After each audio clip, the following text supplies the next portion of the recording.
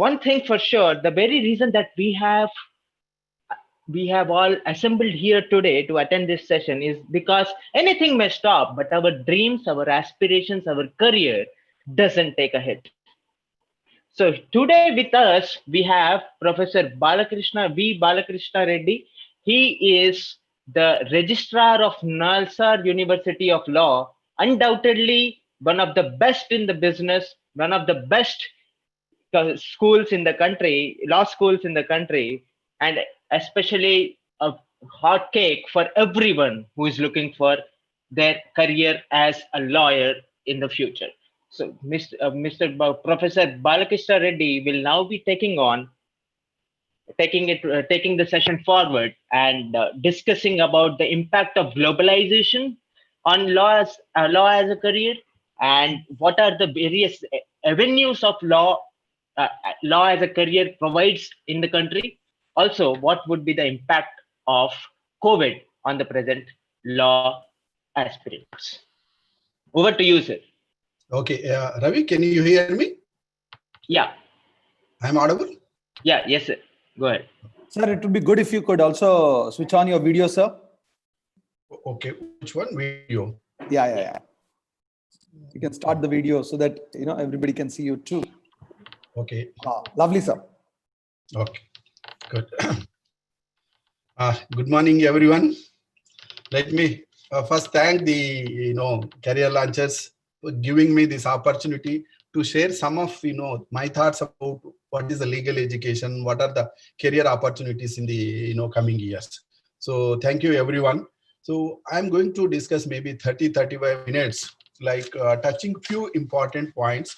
Maybe I'll start with, of course, most of the students are already they know law and they are aspiring for. But those who wish just a minute or 2 minutes, I'll talk about what law, why we require law. So then how the genesis of legal education in India, what went wrong, and then what is the need for revamping the legal education in India, what kind of efforts made by government of India or bar council or various law commissions. I'll just touch upon just 2-3 minutes, but my focus will be on the recent past, actually globalization, what is the impact of legal education and legal profession, and then what kind of efforts made by the Bar Council of India, particularly to revamp the legal education in the context of globalization. So I'll touch upon that. Then maybe few points I'll throw CLAT exam, because this is you are going to take exam maybe in another month or so. So what kind of exam this, and what kind of competition you are going to face, how you can face this competition. Maybe I'll speak few minutes about that. But my focus will be on new areas. So in the law practice is not unlike traditional practice only going for courts, but today we have a new avenues, new opportunities. What are those? How we can grab that I will focus more onto that.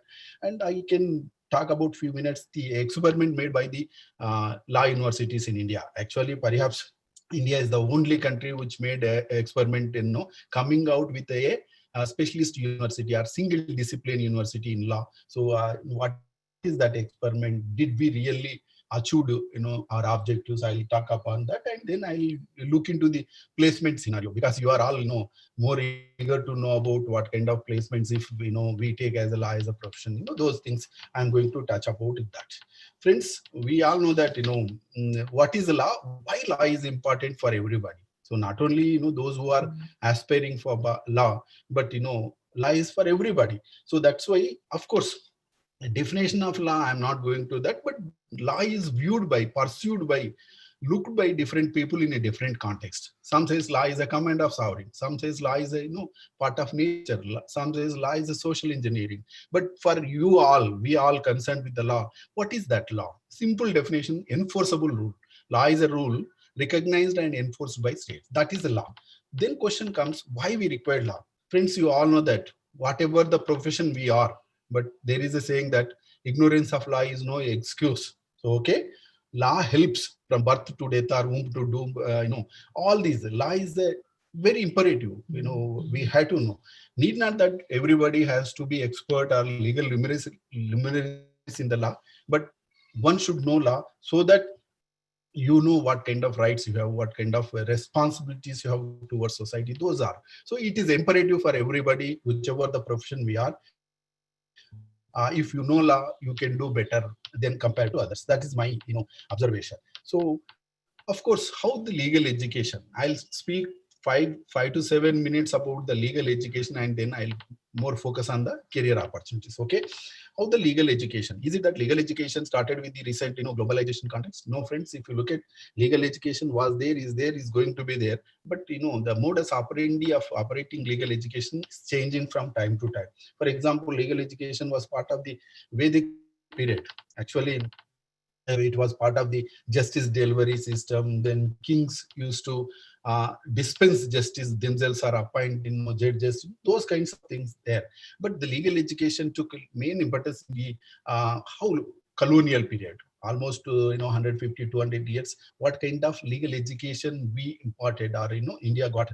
So mostly, if you look at during the British period, actually legal education was part of the colonial education. They want to develop law clerks rather than the administrators or judicial officers. So their motive is to help the company. So that kind of education happened almost to 150 to 200 years. But in that critical situation also, India produced the best of the lawyers. If you look at, our freedom struggle was led by all the lawyers. Okay, to after freedom struggle also, if you look at entire, I think 30 40 years of our freedom struggle are beginning to till the achievement of independence. Most of the permanent figures, if you take, they are the lawyers. So after to name all, like Mahatma Gandhi, father of nation, again he's a lawyer, and then first president, then first prime minister, new name, anybody. So that is the thing. Though legal education was setback at the time of colonial period, but proudly we can say that India has produced many legal luminaries, those who are part of the freedom movement. But after the after independence India, how legal education? Friends, it is actually, we neglected legal education. So compared to other disciplines like engineering, technology, medicine, or management, we do not have had created institution of eminences. So that's one major flaw in the system was, we have IITs, we have IIMs, we have a best medical things, but if you look at law, it was not there. So that actually hampered again legal education, legal profession. So to overcome that problem, strengthening the legal education, many, actually, of course, Bar Council of India. Then we have a Advocates Act. Year 1960s, if you look at Delhi, 1961, we have a Bar Council of India Act that regulates today legal profession. We have a Bar Council rules also. So though Bar Council of India tried, but it couldn't achieve. So 70s, 80s, if you look at, many committees were appointed to strengthen the legal education from 1950s onwards, whether it's the Radhakrishnan Committee or Setalwad 14th Law Commission report or Ahmadi Committee, Bakshi Committee. There are many committees were appointed to revamp the legal education system in India. So then, of course, that happened. Along with that, we have at the same time, one important event happened in the global context, actually, that is the globalization. So globalization, liberalization, privatization, all those new concepts came in the 80s, actually, part of that. So when we are revamping our education, added to that, we had to take into consideration of the global impact of education in general and legal education. So that, keeping that in view, actually, globalization, global implications. So Indian legal education was started revamping in tune with the global standards. So here again, at the same time, we have a concept called, law universities are first law universities. Law university in 1988 we started in Bangalore. Actually, Bangalore is the first law university we started. After that, again in 1998, Nalsar and Bhopal, and today we have around 23, 24. Only I'm talking about law universities government, but we have many other institutions also. So this is globalization, its impact, how to face this globalization. So we have created institutions part of the legal education was the establishment of these law schools. Of course, Bar Council of India thought, it's an innovative approach to come out with a legal education, particularly keeping specialized legal education thing. So this experiment, I don't know, now we have to look at whether we achieved that object or not. Of course, we can discuss. But to my knowledge, if you look, friends, India used to produced actually eminent doctors or engineers or technocrats, but in the legal context, it was not so. I'm talking about the global contribution. If you go to any country, you can find best doctor from India, best engineer from India, but it was not so with that. That also culminated to rethink legal education in India. So that is also other reason for creating legal education or law school concept. Of course, today, maybe I can say that uh, to some extent, these law schools are filling that gap of like producing, good technocrats, all those we have done in the legal field, I think so. So we are also coming out with our students, particularly all these last 20 30 years of experience. If you ask me, our students are doing extremely well in the global context, whether it's the international institutions or law firms in other countries, all those. So I can say that to some extent, yes, we have fulfilled that gap.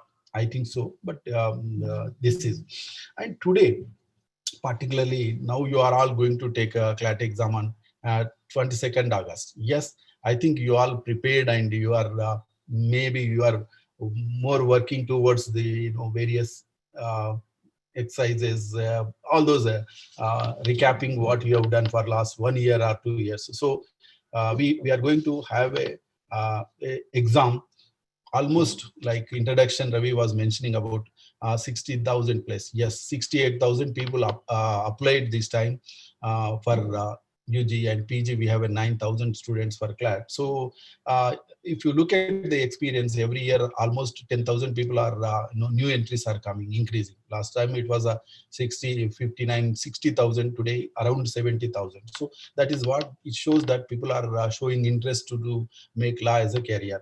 So, and of course, how to crack CLAT, you are all well equipped. I don't think I have to talk about that, because the career launcher, of course, one of the best the coaching centers, they are helping. So okay, they are guiding, they are giving guidance. But I will talk more on career prospects. So what is the pattern of exam, how, friends. But small note here, I think this time CLAT core committee made a slight change, not big change, but introduction of this passage writing. That is only added thing, but otherwise you have English, including comprehension, general knowledge, current affairs, basic mathematics, all are going to be there. But the addition is the passage writing. That is one, new addition. I think you are all, practicing, that context, that particular.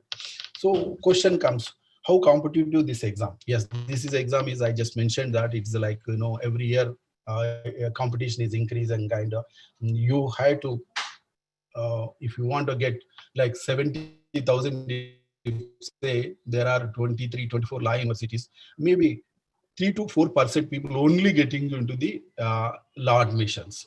Rest, no. So I'm talking about the competition point of view. So that tough this exam, but provided a systematic education, it's not impossible, though it's a difficulty. So that I can tell you.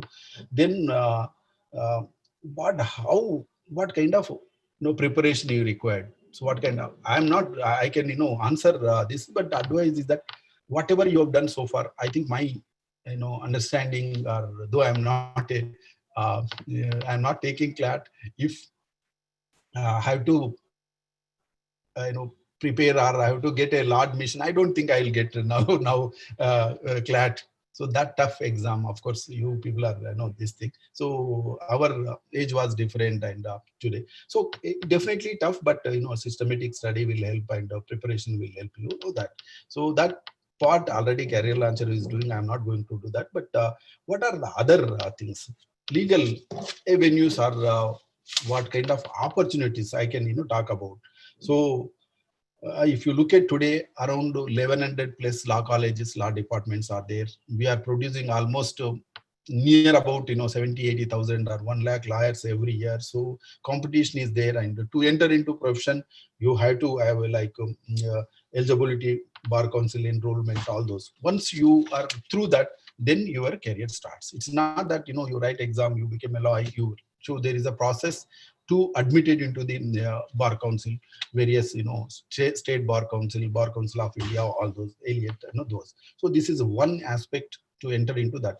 Once you enter, then what kind of challenges you are going to face, what are the issues you are going to look at. Of course, when I say new um, avenues, friends, this traditional concept of law practice has gone. Earlier only law means only practice, or like taking law clerk exam or judicial magistrate exam, those kind of. But today I can tell you these law school experiences, uh, hardly 10% of people are going for practice. 90, I can tell you, they are going for corporate and foreign law firms. Maybe I can share my own experience of Nalsar last 6 years as a registrar, last 20 years as a faculty in Nalsar. So far, if you look at the 100% placements, there is no doubt that because you are more curious on that. So 100%. Sometimes people ask, how much, like, is it 100%? We jokingly say that not 100, 150%. How it is? Because even till today, some of the companies are coming and they are going back without having a candidates.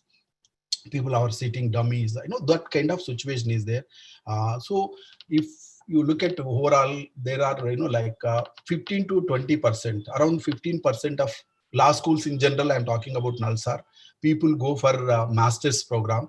Then 15 to 20% they go for abroad placements, like best uh, law firms in the country, like abroad, including Clifford Chance, Ellen and Bory, Herbert Smith, Simons, all those big companies. But very maybe I can say 10 to 15% of the people are going observing in the foreign law firms. Then 15-20% going for master's degree. That was the trend, of course, till COVID, but COVID is going to change things differently.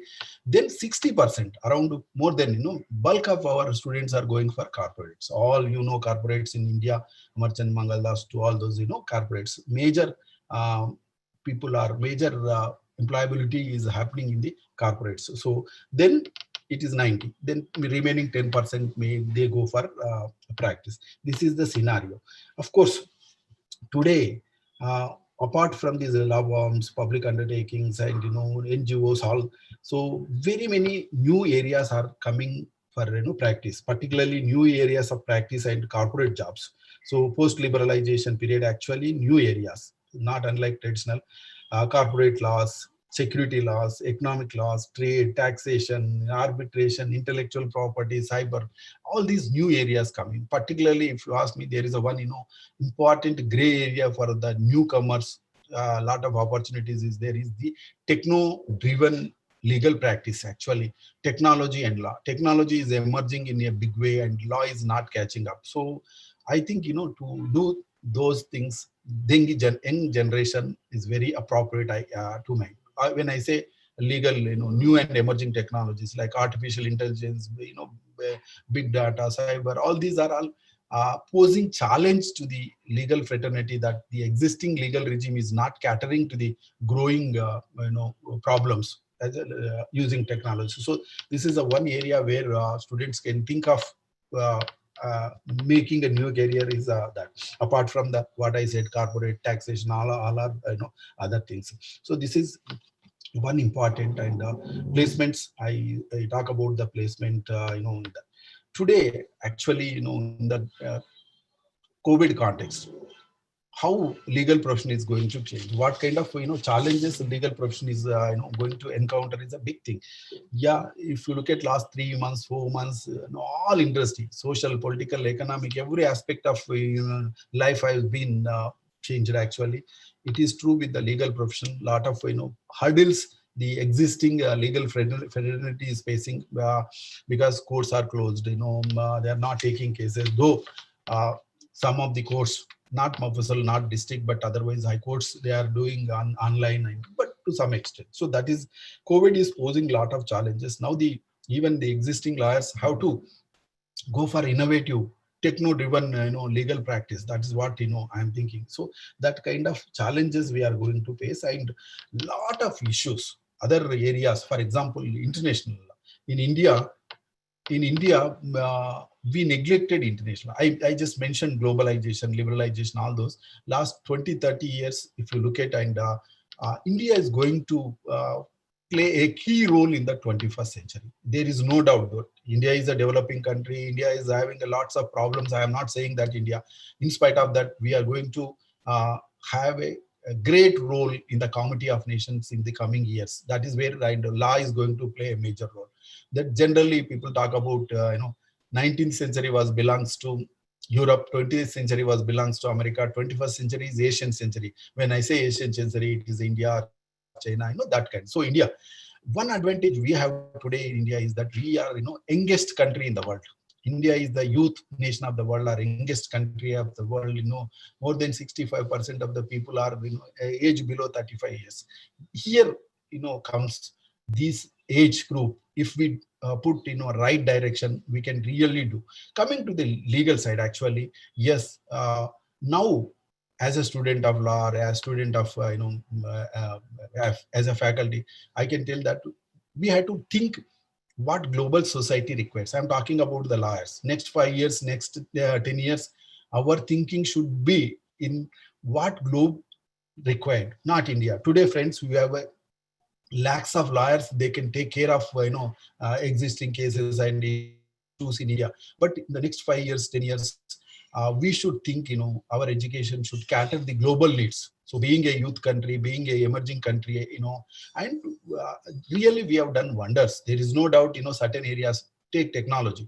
Uh, Indians are doing extremely well. There is no doubt. But in here, one problem I want to talk about here is India is a party to all international treaties. One important treaty which is part of the legal system is WTO GATS. I don't know how many you have heard. World Trade Organization. Part of that, we have a GATS agreement that's called General Agreement on Trading Services. All the services, including, why I'm referring is that all the services, including the legal service, is part of the globalization part. So that, keeping that in view, now we have to play a major role. So now, of course, in India, there is India is a party to earlier GATT and present WTO. We are part of the GATS, and we have to open up our legal services. There is a lot of pressure is coming, from all corners of the world. So, but in India, what is happening is that advocates are hesitating. They don't want to be part of that. Even our courts, whether it's high courts or Supreme Court of India, recent case including Balaji, all those, we are not in favor of opening up our legal service.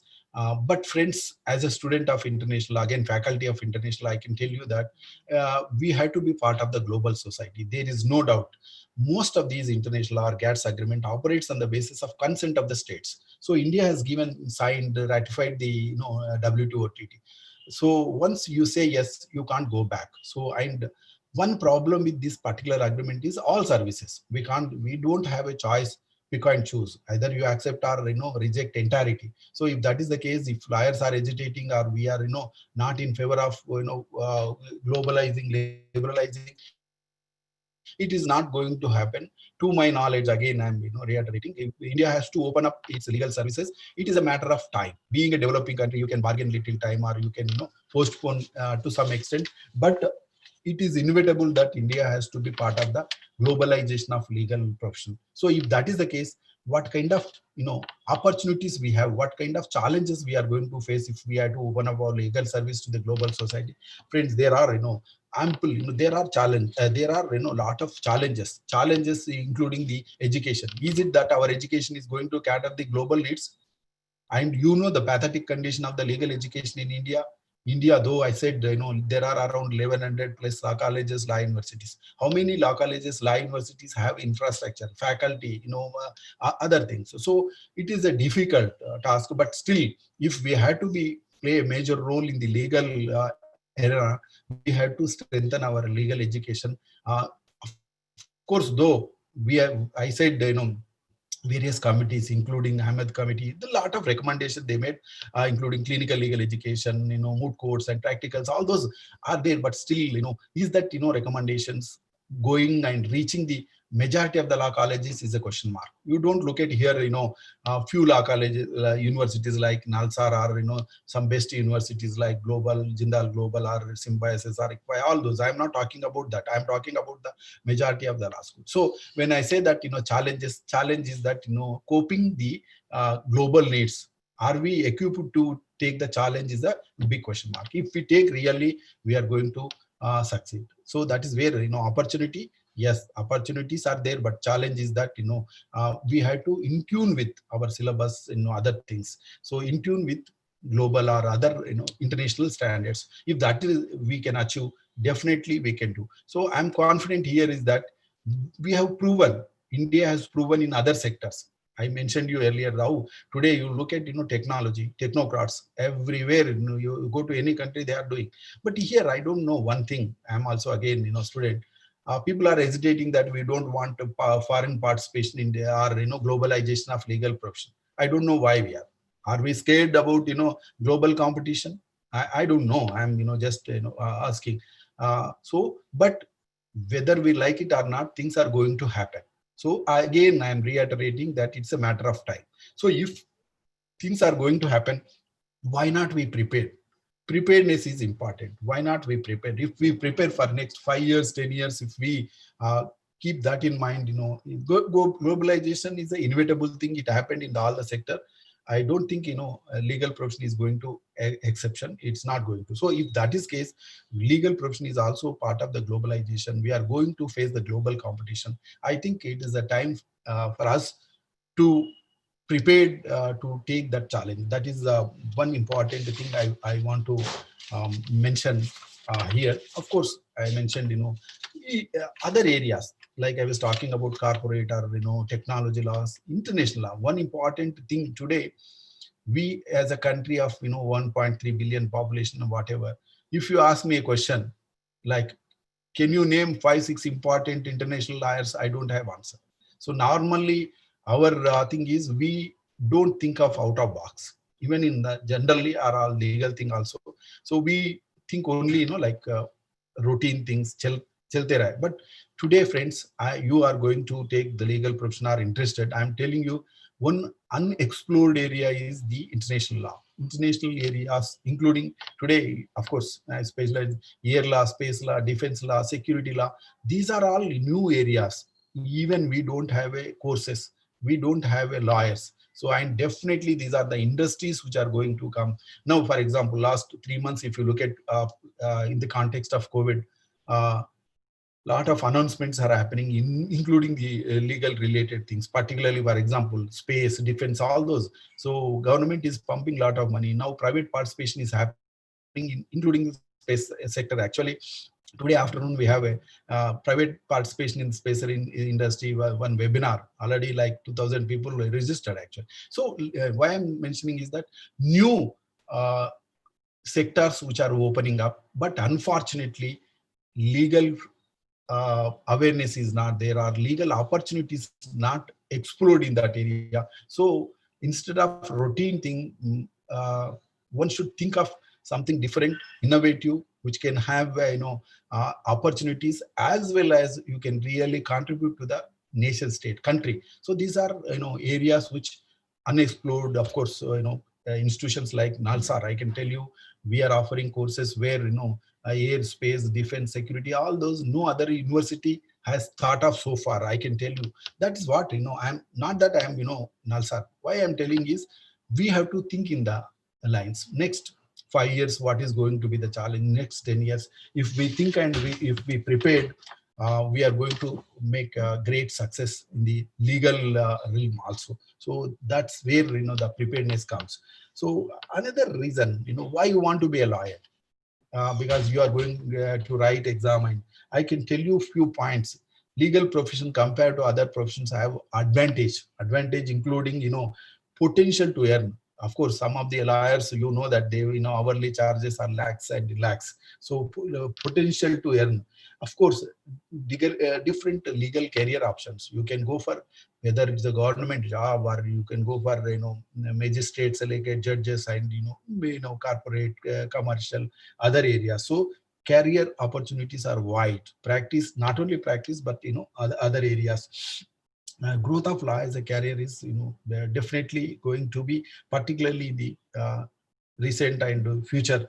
So diversified areas, you as a lawyer, you can have opportunity to look at diversified areas. I don't think any profession has this much of diversity and challenge. So that is other advantage. And using law, working environment is completely different. If you take up your own office, then you are the boss and you can look at those. So all these are all there are advantage compared to other profession. Of course, every profession has their own advantage, disadvantage, but legal profession, that is the uh, integrity and importance of legal profession.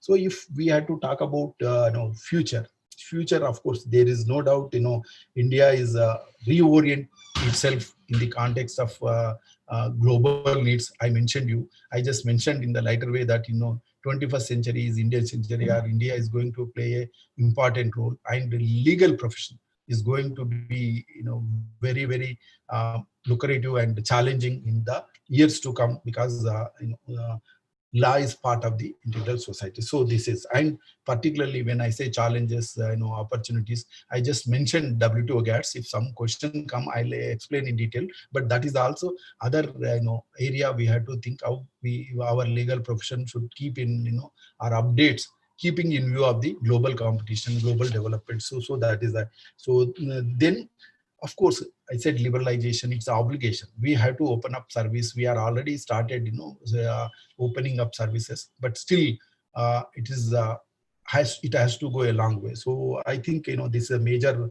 future challenge we are going to look at in this context. So this is all some I thought this any, of course, just my purpose of coming over here and talking about this thing is just give an idea, but I want to take more questions from you. What are your views, what are your expectations, and then I'll be able to answer that. So I can go on speaking like the moment when I said WTO GATS itself, we can go on talking about what kind of challenges, but here I have given you idea. So I want you all should interact with me. I'll try to answer your questions or clarify your doubts. So that I want from you. So I think Ravi, with this I can stop, and I want to take questions, or I want to interact with the students. Thank you very much, sir. We already have a lot of questions coming in. One of the few, there are quite a few people who have asked in the same context, as in, how can we work in the foreign firms when we do a BA LLB course in India? Okay. What is the pathway? Yes. One is yes, BA LLB, even law firms are taking. I mentioned few law firms, even Nalsar experience, like they will. But most of these people they go for master's program, and that helps. So otherwise also no bar, because these are the law firms which are engaging in international related issues. These people are not going to advise or practice law relating to India. These are, for example, I didn't mention Ravi, actually law schools in general in Nalsar, we have a system called use, and then we have a seminar courses. Most of my students, if you look at 4th and 5th year, of course we have to do mandatory subject what bar council mandates we have to do, but we have a lot of flexibility. 4th and 5th year, most of our students do papers relating to all those I mentioned you, international law related, or that kind of career oriented. So law firms will prefer these students because they are already done something relating to those areas. So it is not the law which they studied only pure India, but it's the global issues, like I mentioned you, say choice-based credit system, electives. For example, I'll tell you, I'm offering the courses on air law, space law.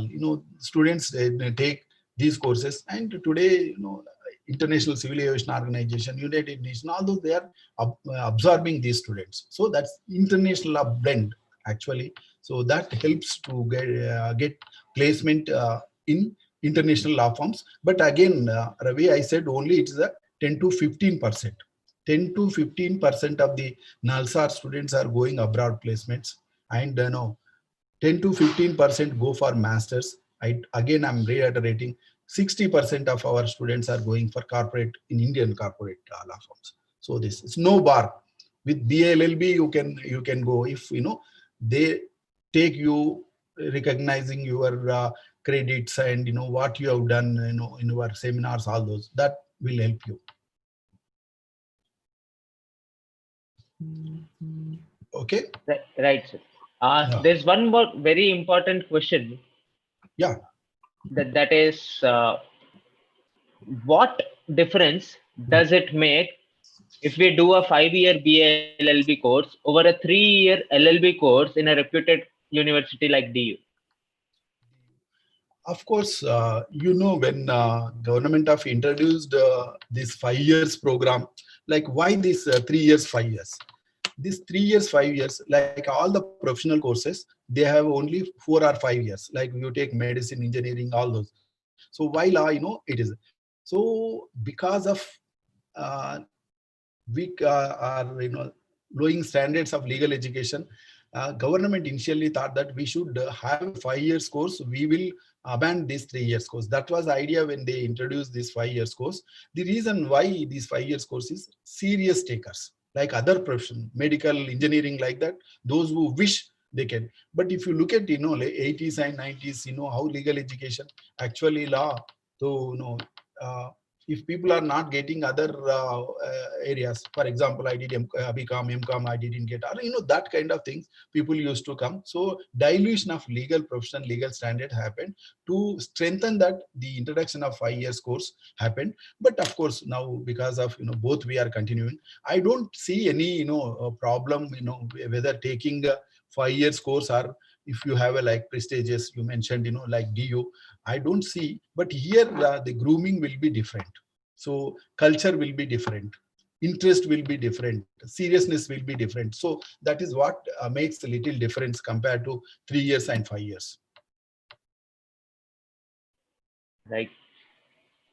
So other questions that we have, sir.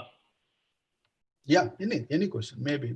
Are there enough opportunities available in the corporate law sector if everyone is going for corporate law? Of course, this is a competition is every profession. Okay, so like other profession, yes, as of now, we don't have a problem. I don't think in future, because now legal thinking, legal consciousness has increasing. People earlier, we used to nothing, TK. But today everybody is cautious about their rights, obligations, and they want to do a perfect manner. Actually, they don't want to spare anything. So that is general perception. But otherwise, definitely today, globalization, liberalization, all these things are, boundaries are becoming meaningless. I am telling you today. So earlier countries used to put a lot of restrictions. I didn't mention you there is this GATS agreement. This GATS agreement I just mentioned about the legal profession. This GATT agreement, they modes of operation. Actually, it says that particular agreement, sitting a lawyer, actually cross-border services, consumption abroad, commercial presence and movement of natural person. There are 4 aspects of globalization of legal service. So in the cross-border, for example, sitting myself here and I can give advice to my client in USA. All these operations, all this happens through telephone or email or fax. Are there anybody is going to stop? Nobody, because I am doing that. So now I am sitting here, I am advising my client in other countries through email or fax. So that is that. Today, borders are bigger. Only thing is that, Ravi, are we capable of taking that work, or that kind of knowledge? If you have, there nobody is going to.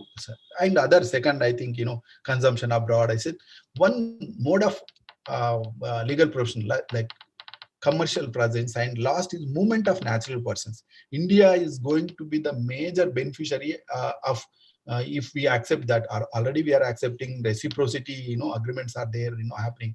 So once this kind of liberal thinking comes, then our people will go and practice. Of course there are hurdles, problems. I said education, qualification requirements, but in future, once we say yes to this treaty, it's going to be liberalized.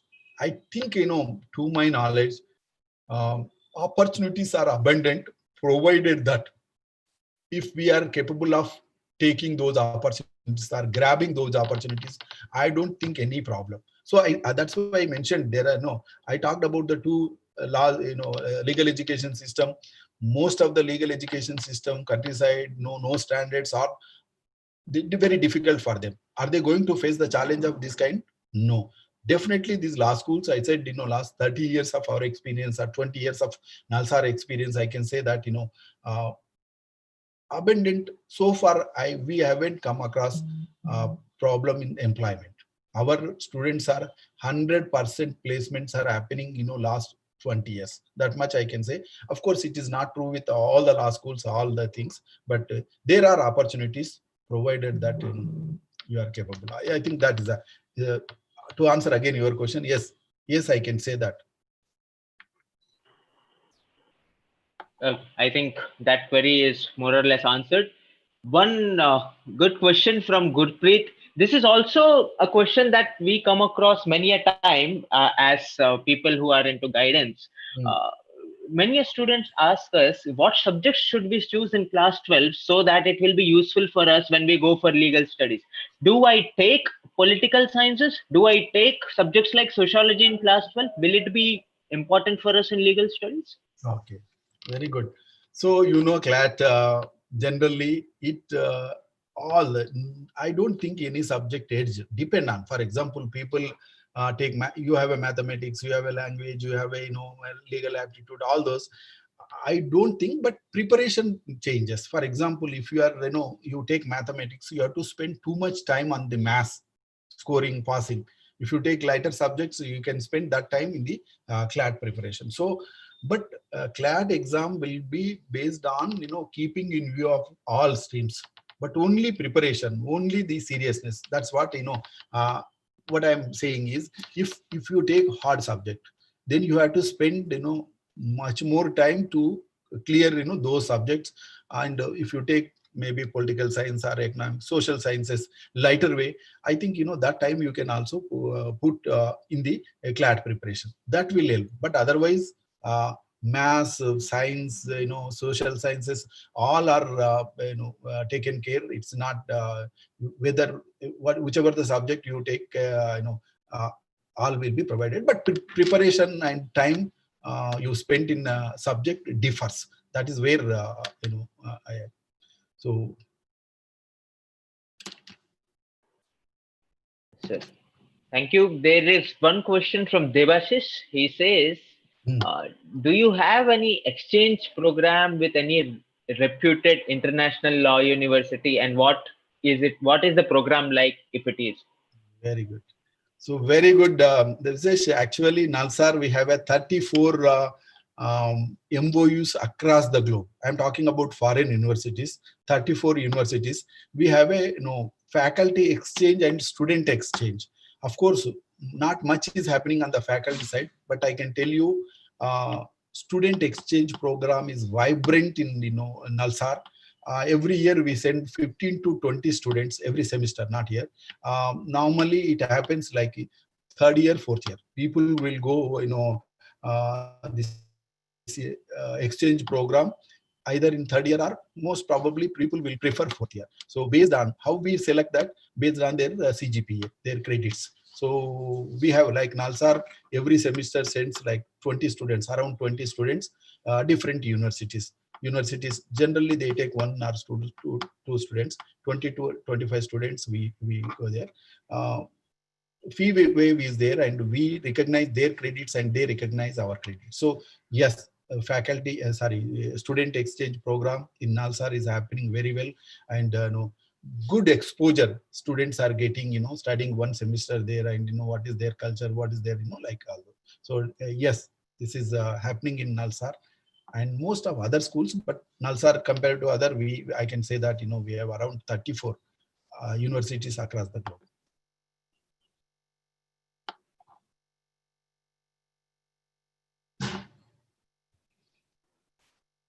Yes, Ravi. Professor Balkrishna Reddy, this is Arks here. Hi, sir. How are you? Good, good. Sir, a couple of questions which are coming up, which I think, I don't know, Ravi is not able to ask.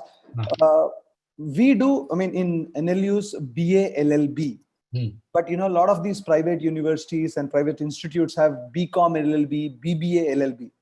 What do you suggest students to do, and how are those things different? Are they better, good, worse off, equal? Can you give us an idea on that? Of course, the 5 years course, one, I mentioned you, advantage with 5 years course is one, you can save 1 year. Okay. Right. If you go regular stream, 3 plus 3, 6 years. But here you can save 1 year. Second is that you are getting a honors degree. Okay. Right. You are BA LLB, BCom LLB, all depend on, that. Earlier we used to have a BSc LLB, but it's not there now. So, these are all basically, I don't think much difference. For example, here BBA LLB, okay, some Correct. universities they are offering those BBA, for example, those who take BBA LLB, BBA, they have a more edge over trade business. For example, they can do good in international trade law, business law, corporate law, commercial law, those kinds of things. If they take a BBA, become BA, of course. Normally, BA become people will go for mostly practice, but everybody, I don't think much difference. But if you think slightly thinner this thing, yes, definitely, that helps. And of course, science background, again, IP, all those have a lot of edge. If somebody is coming from science backgrounds with some like patent attorneys, all those, if you are an art student, it's a disadvantage. Correct. Absolutely. Sir, I will come down to last few questions, which no are problem. You can take important. time. That's why in my discussion, I want to take questions. I think that's a very good idea, sir. Couple of questions which are coming up is this cyber law, taxation law. How do you see that becoming a big thing in the future of students? Definitely. Though, now law technology go together. Actually, law follows technology. Technological developments needs law. Unfortunately, technology is going fast, but law is not catching up. That is where the society is having a problem. For example, friends, today we are talking about NEET. That's called new and emerging technology. That's what we call the A to Z technology. Artificial intelligence, Bitcoin technology, then cyber, cloud computing, drone technology. All these, there are technologies. But I can tell you, these laws are, absence are, there is no law. If cyber crimes are happening, and problem with these techno-driven law is that cross-border in nature. You can sit here, you can do something, it happens somewhere, and it is happen. So how to protect that? Does the government of India has a say? Yeah, as long as within the boundary, government can take action, but it's going beyond. So that is the challenging things in the years to come. I'm telling you, technology, and I think with our background, like last 30-40 years, how India is doing, technology leader or technology friend. If people choose this kind of courses, definitely there is a lot in business, lot business. If you are business goes or issues comes, then definitely problems comes. Then somebody has to come to solve that. So technological, we have crossed that technology phase. Now we are doing all these technologies into commercial phase. When you do commercial, when you do litigation comes, do we have enough lawyers to take care of those things? Only cyber law is one thing, but there are 20, 30. So I think friends, actually that's where I told we had to think out of box. If, for example, I was the other day I was discussing with these JNTU authorities. JNTU in Hyderabad, JNTU Hyderabad introduced like a BTech in artificial intelligence, MTech artificial intelligence, PhD, including IIT Hyderabad, all those. I was asking them, you are teaching 10, 12 subjects. Why don't you introduce one subject that is like artificial legal aspect of R&D that takes care of your 10. So we had to think in that direction. Law has to follow technology, and technology is growing, and the law is not catching up. We all progressive thinking people, if you have a 10 years ahead, think 5 years, definitely, and there is a tremendous scope. There is no doubt about that.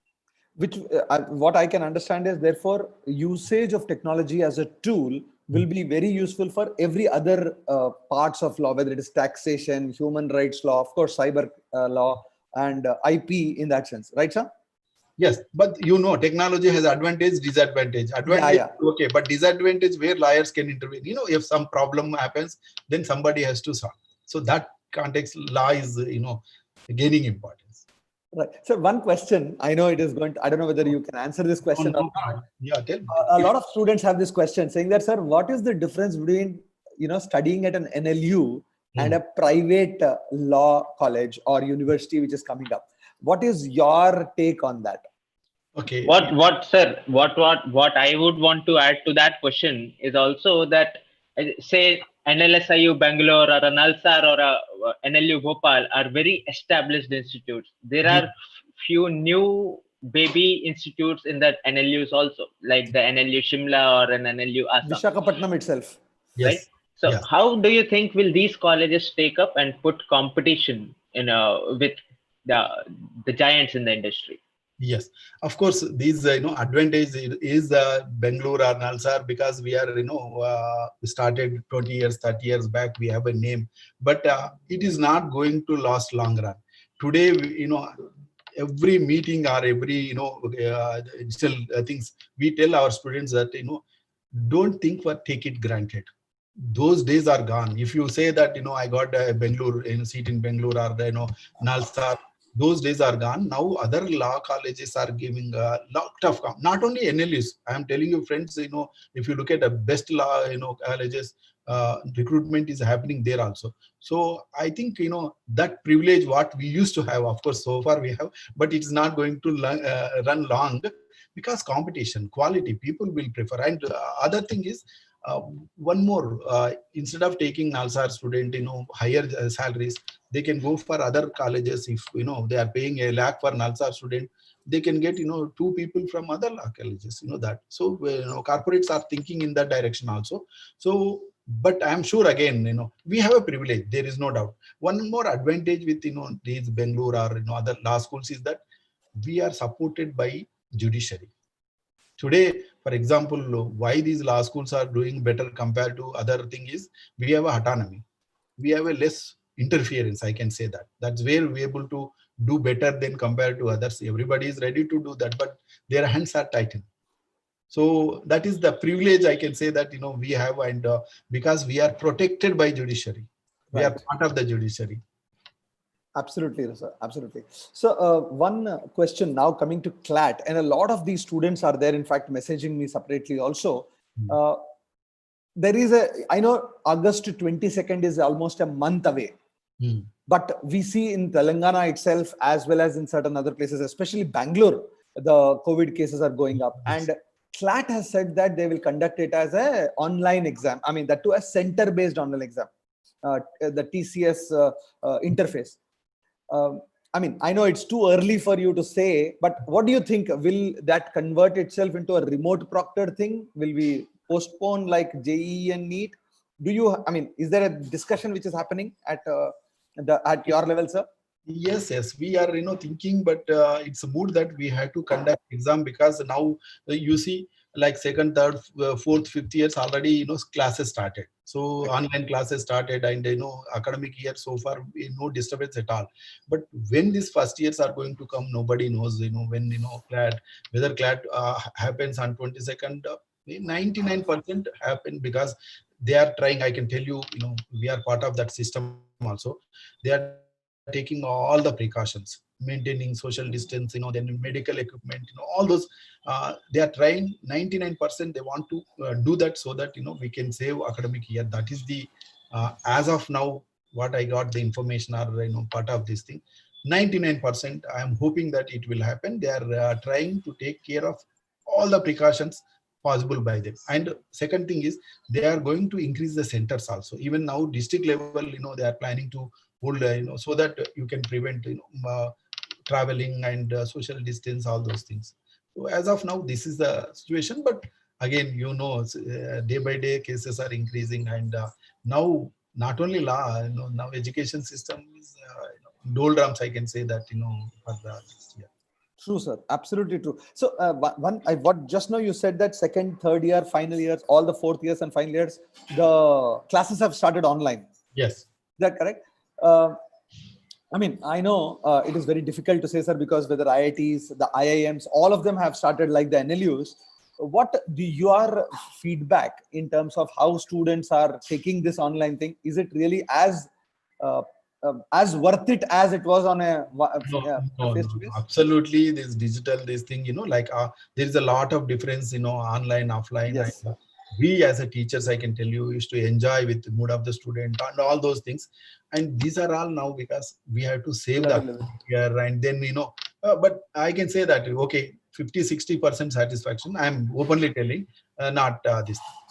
Yes, there is a lot of change. And that too, sometimes we need practical, this kind of things, a little difficulty we are facing. Right. Sir, one question everybody has: why is NLU Delhi separate and all the other NLUs are in one thing? Because the NLU Delhi founder is also part of Nalsar. He was the person Exactly. who was part of the CLAT, all the initial 7 universities. So one reason they say that we get a lot of money, that maybe I don't know, because separate entrance gives some 3-4 crores. That is the earning, they say. But if you ask me as a again LR teacher, the why CLAT exam we put, because a student should not suffer. So going writing different test, different spending money, tension, all those things. So I think all our schools, if that is the case, we can say that Nazar, we want to have our own, or Bangalore will say correct. That we have to somewhere some compromises, some cooperation, that.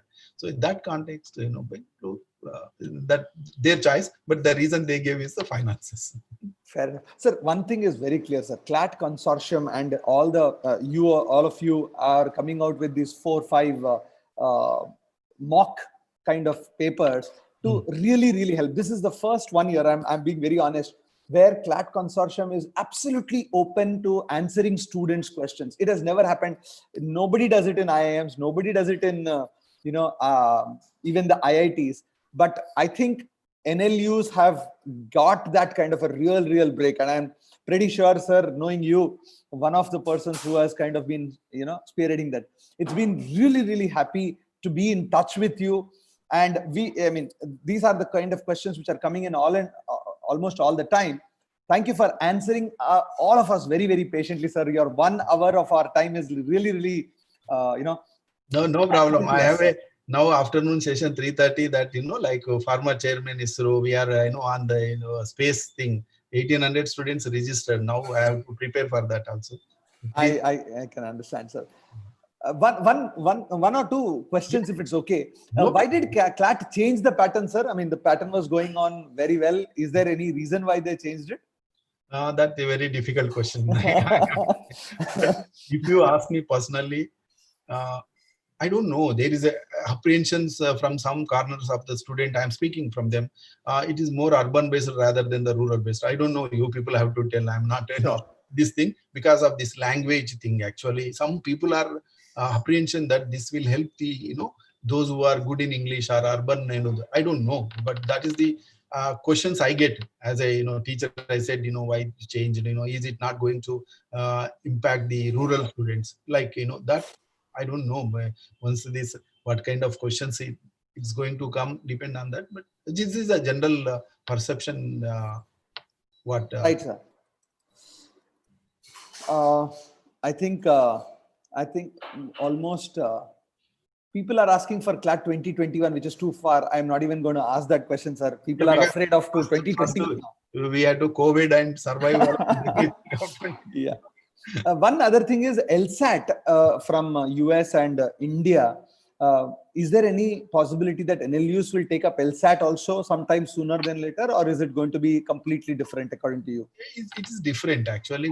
We haven't given any thought about that, but there are some private universities they are taking up. Correct. That is that. But as of now, no agenda, because we are happy with the CLAT and we want more should come in the CLAT. Very good, sir. In fact, Ravi, any other questions which I've missed out? Any question, no problem. I have a time. I am here, to If I know. Of course. Yeah, absolutely, sir. Another question is, does BA LLB or BBA LLB have more opportunities? A very general question from Yashika Jain. BA LLB, BBA LLB, become LLB. All I don't think much difference. Actually, that's what when you go for recruitment, normally they see the CGPA, they're handling.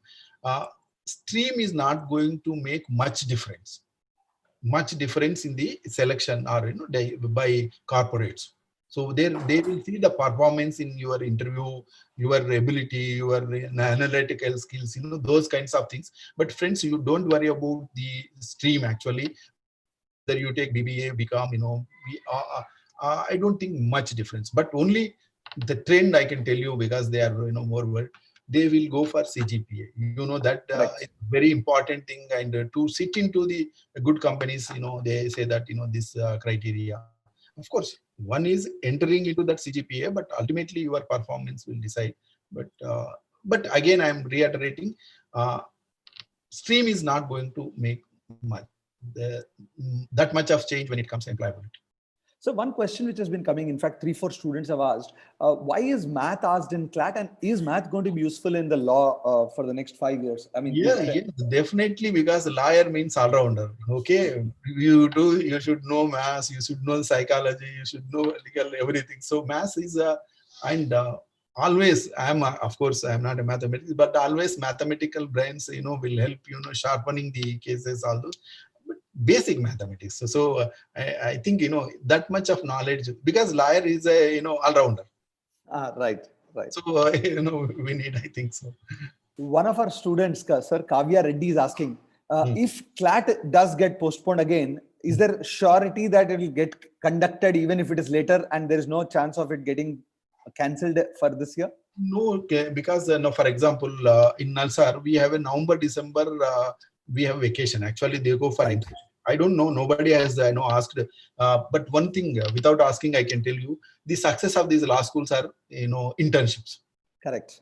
So like we have a November, December complete internship. So this time, what we thought that we should postpone no internship, because we have a. So even if September, if we start September, October, November, December, like 4-5 months, we can run the classes rigorously. So we can go along with my senior students. So like that, so even if it is a 1-2 months later, we can go, January instead of January, February, like that. So I don't think, there is no other go. Actually, some suggestions came taking based on the 12th, all those things, but it will open Pandora box for litigation. So either, August 22nd or even if postponed, but we had to conduct CLAT. It was that is the only solution. Absolutely, sir. Absolutely. Sir, one important question that is coming across is to pursue a career in defense law. Is it a part of the is it already an integral part of the BA LLB program, or do you have to do a specialization afterwards? Yes. Okay. Now you are coming. Of course, this is one. You can have a seminar or elective course. I offer like a seminar course. Okay. You can take that. That will help you a bit extent. Otherwise, what we did is I'm also heading a center called Center for Aerospace Defense Laws. So I am, this is courses I'm offering, masters and diploma courses. Any graduate is eligible, those kinds. That is not. But here only the people will select. For example, one of my student, he opted for air law, and then he went to many students, not one, Leiden, McGill, all those. That helps. 1 or 2 papers will help them to secure seat, and they are doing extremely well. They are now advisors, FedEx and Google, all those kinds of things. So yes, to some extent the flexibility is there. They can opt that as a seminar course or elective course, 4th year or 5th year, that to that extent. But otherwise, no specialization. Again, you have to do master's level, but we don't have a LLM in defense security law. So but I am offering out of my own interest. So we have a very innovative value-added courses like aviation. Like coming to Srinivas, we were talking about interdisciplinarity. So for example, what today we are living in an interdisciplinary. You don't look like separate, management is separate, or this thing. We had to be part of that. So what I did in Nalsar is that if you look at my website also, Center for Aerospace, I made experiment. like experiment, combining law with management. I can tell you we have one master's program called Masters in Aviation Law, Air Transport Management. This is a 2 years master's program, and then diploma also, like defense security. Why I did is that people are having working in aviation industry for 20 years, 30 years, but I can tell you nobody is offering this course in this part of the world. I can challenge, I can bet. So what I did is, why not I made an experiment. Of course we have a flexibility in NALSA, that's why I'm doing. So I combined law management. What I did is introducing a law. For example, you are a technical background, most of the people, so difficult for you. So I introduce introduction to law, then I teach like international law, domestic law. Similarly, management also, what we did is that introducing one management paper, and then we teach airport management, airline management, airspace management, air traffic, like super specialty, these things. So that kind of innovation we do in NALSAR, that is where NALSAR get name. That of course not only name, fame also, we get money. And so here, yes, those things happen outside the scope, but we offer for LLB students, seminar course will help, our electives will help. That is where we help. We offer air law, space law, defense law, those courses. Right. Absolutely. Sir, one very interesting question. How useful or important is doing a BA LLB to do civil services later? Oh, very good question. So now come to the civil service is a one exam. I recommend everybody, whether you are a law student or engineering or medicine, that gives you an opportunity to look at variety of subjects. So if you want to shine in your life, I suggest that one should at least attempt, 1 or 2 attempts, so your perception will change. And my student, like 36 rank, lot of students now, NALSAR students are now going for civil service because this is a professional course. Okay, right. I always suggest that you take one professional course and main paper as this thing. If you perform, if you get, that is well and good. If you don't, also opportunities are there. So taking law as a civil, and people are getting through. Now my experience with our students, lot of now around 25 to 30 NALSAR students are there in different civil service, maybe IAS, IPS, all those. So around 30 students for last 20 years. We have a pool of students who have taken up law as a main subject, and are through in the civils. So it's a good option, and even backup is there. Even if you don't get through in civils, that subject will help you to whether practice or go job or consultancy, whatever. Right, sir. Right. So one question is that unlike major exams like the IIT JEE or the NEET, CLAT, and for that matter any law entrance exam is a secular exam. All these colleges are secular in the terms of it gives you entry if you are a commerce student, if you are a science student, if you are an arts student. It doesn't matter if you want to do law, right? Yeah. How do science students, or for that matter a commerce student, perform inside an NLU? Can they actually excel in this field? Yes. If you look at like majority of the students we are getting from science background, mathematics background, even they are doing well in the civils also. Not only that, but our experience was that these science background people are coming, and and they are doing very well compared to arts students are students, because they feel that I don't know much law. That kind of thing help them to prepare more. And compared to social science background students, science students are doing extremely well in their papers. This is our experience. Right. A couple of general questions are coming on international internships and how NALSAR as a university helps them, kind of things. Is it internships? You have talked about the international placements, about 15%. What about the international internships, sir? Are they also available? Yes, they are available. They are available. Like my students go, do internships in International Criminal Court, or like Hague, that International Court of Justice, or some international United Nations related. But there are very less, because one is expensive also. You have to afford your affordability. But otherwise, scope is there. People are going. Not unlike domestic internships, there is a scope. Those who are interested, we give recommendation later. They can go and they are doing. To some extent, they are doing. Provision is there. People are going. Depend on their interest, they can opt for that area. Right, sir. Right, sir. I think Ravi, I think we have really covered all the questions which have come. Okay, Yashika is asking one question, sir. Does knowledge matter or university matter to get placements? So, very good question. Very interesting question. Of course, university matters to some extent, but friend, don't forget that yours is a professional course. I'll tell you, you have done course from Oxford. If you don't open mouth and don't perform, will anybody take you? Nobody. If you don't perform, you are not going to continue.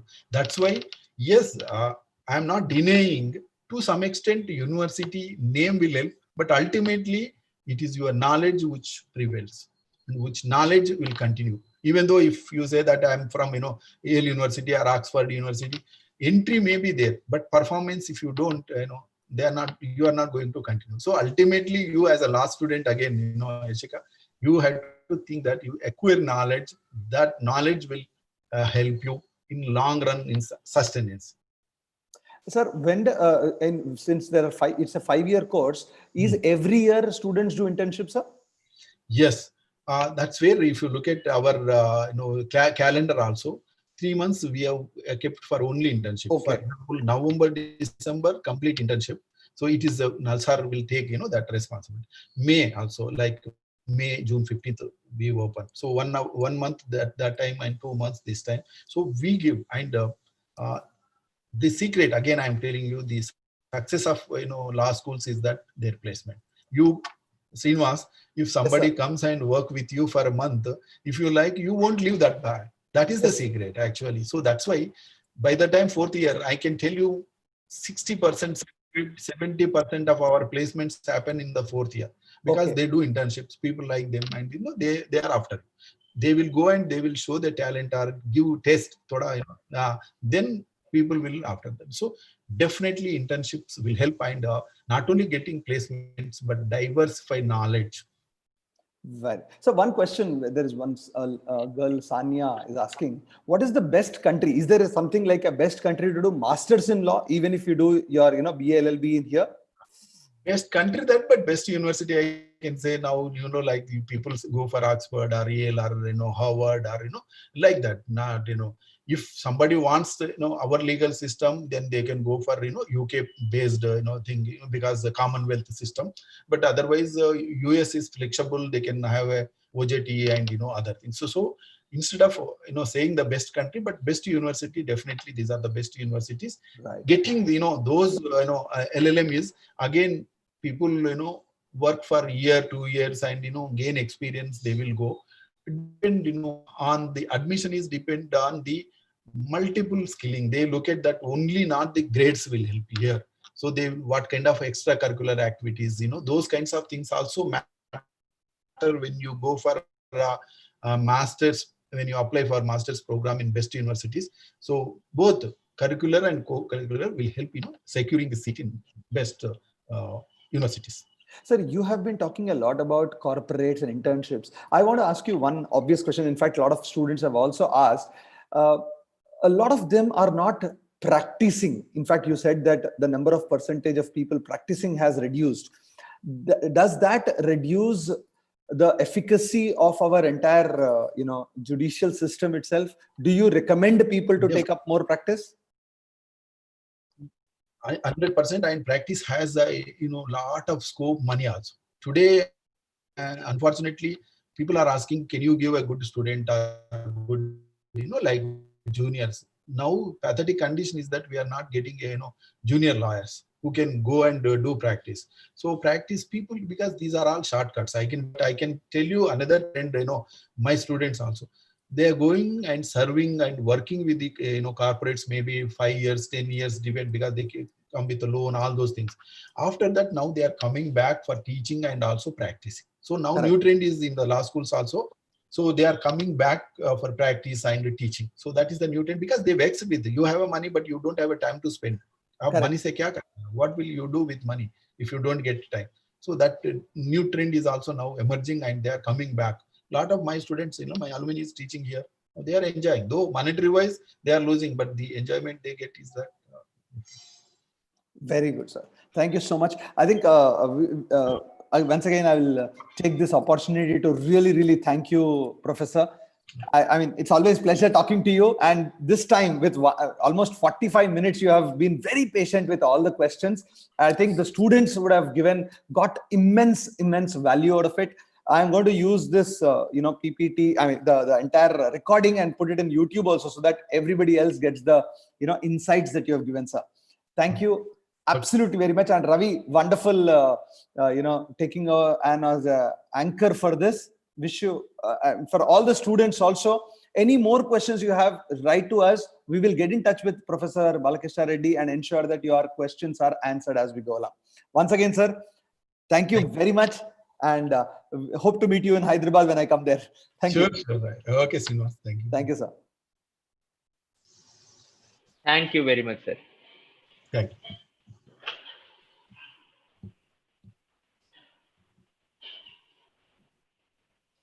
So students, I think this has been a wonderful day for all of you. I think a lot of questions which all of you had, which you wanted to get them answered, got answered. Some of you, of course, have some very general questions. Is it good? Is it bad? Kind of things. If you have really heard sir saying it, he has said that whether it's BA LLB, BBA LLB, BCom LLB, BSc LLB, don't make much of a difference as long as you are learning very quickly. I think keep that as a very sincere effort for yourself. And Ravi, if you can just make the closing remarks, we will wish all these guys the very best as we go along. So all the very best, guys. Today, so what we had as a discussion today was more of how is it that the law schools are operating in the country. What are the various aspects on which we can question, what are the various aspects in which we can grow when we are a legal student. Also, what kind of students get into, what kind of job opportunities students get after going to the national law universities. Some points like these were discussed. We are very thankful to Professor Balakrishna Reddy. If any question you have, you can write it. You can write it to raviteja.mahavadi@careerlauncher.com. I have just given the information. Ravi Teja sir's number also has given you. Yeah. I think you can get it. Or if you want to get in touch with me, my email ID is simply arkss@careerlauncher.com. Please feel free to write. We will be definitely helping you guys. Thank you so much. Wish you all the very best.